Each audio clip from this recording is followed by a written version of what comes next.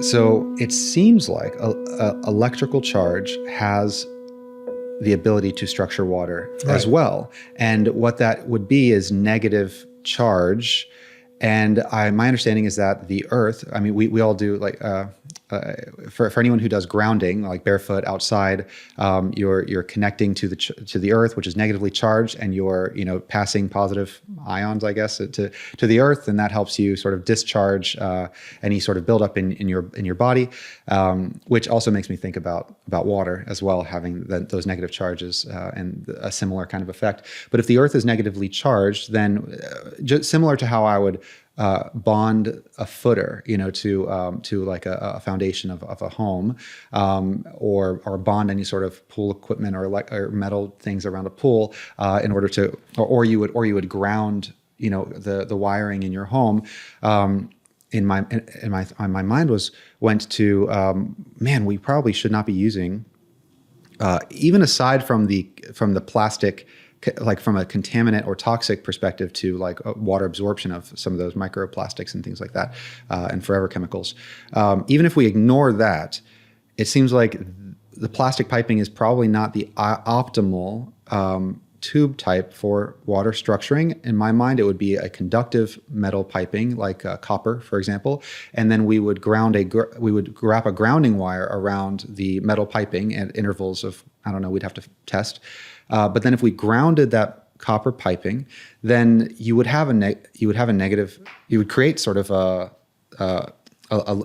loop, I guess, between the pipe and the earth, and that grounding.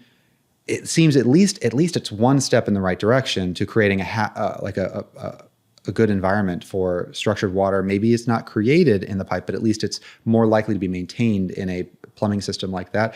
I'll pause there. There's more to it, but I'll pause there for a moment to is that in line? Think you're right on. I mean, the grounding or earthing, as they call it in Europe, has been demonstrated for many years to be beneficial to all aspects of health. There are lots of theories as to why it works or how it works. I think it's simply a matter of transferring the negative charge from the earth to regions in your body that are somehow devoid or short of a negative charge. And you need this negative charge for health in every cell in your body. And at the same time, it's a good vehicle for withdrawing the positive charge, which neutralizes the important negativity, as you mentioned. So if I were doing it, I would absolutely, this would be one of the fundamental aspects of what I would put into the structure, have some area that's grounded, that's earth. And anybody who has an opportunity to step on it or sleep in it or whatever, they're going to be better off. Well, specifically, I was speaking about grounding the pipes, but yes, I do in all my designs, as well as a side note, we have grounded floors throughout the house. I want to share what this podcast is all about. You see, I'm on this journey to design the healthiest home in the world. That's why I sit down with brilliant minds across biology, medicine, design, and more, all with one goal in mind: a home tuned to human biology.